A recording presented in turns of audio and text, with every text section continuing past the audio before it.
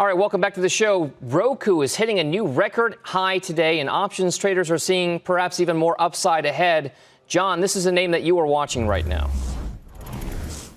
Yeah, and luckily trading it as well, Dom.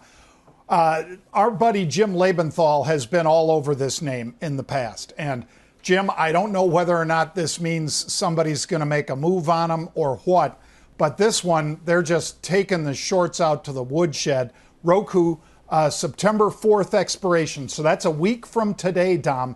They were buying the 175 calls. They bought 4,000 right away, between $2 and $3 and $4. And then the real buying really came in, Dom, and now it's up over 13 or 14,000 of these, and the stock is just zooming to that record that you cited. I'm in these calls. I'll probably take off half during the show, Dom, because they've already doubled and they're moving even higher. So that's what I'll focus on, is being disciplined. Second one, Dom, Starbucks. Yeah. Wait a second. Before you move on. Okay. I just want to go to Jim Lebenthal because I know he's been a trafficker or interested in this stock before. Roku, record highs, unusual activity. Jim Lebenthal, what do you say?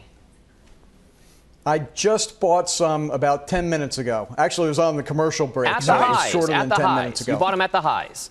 Yeah, well, not all-time highs, and let's put this into perspective. It's trailed the NASDAQ 100 year to date. You want to talk about a beneficiary of the stay-at-home economy, right? People need their TVs to be as connected to as many streaming conduits as they can possibly get. This stock has trailed the triple Qs. It's trailed other stay-at-home stocks like Amazon, like Netflix on the year-to-date basis. It's still not back at the all-time high, I don't think, from about a year ago. It's finally catching a bid here. You know, it's been trading around all year, so I see it catching a bid, and I'm back in. All right, he's back in. I'm sorry to cut you off. I just know that I remember Jim being a trafficker there. Your next one, though, I heard you say Star. I'm thinking it's Starbucks, right? That's correct. But just one more quick one about Roku. Roku was $63 on those March lows, Dom. $63. And now it's pushing through 172 or whatever.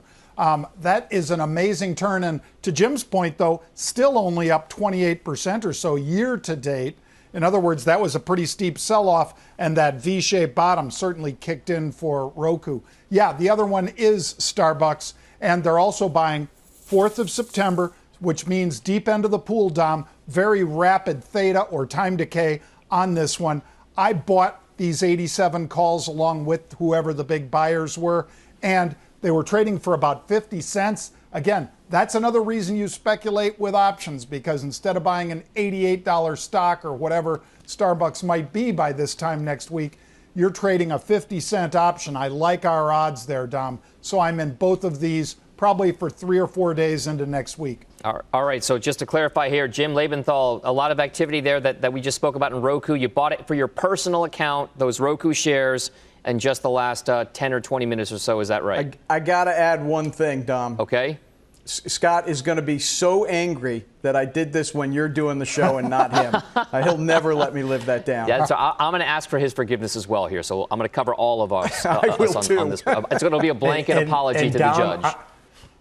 Yes. Dom, I am so looking forward to the next show that Jim and Scott are on. I just can't wait to hear them go after gambling Jim. Oh, we'll have some drama there, and I'll be part of it at some point here.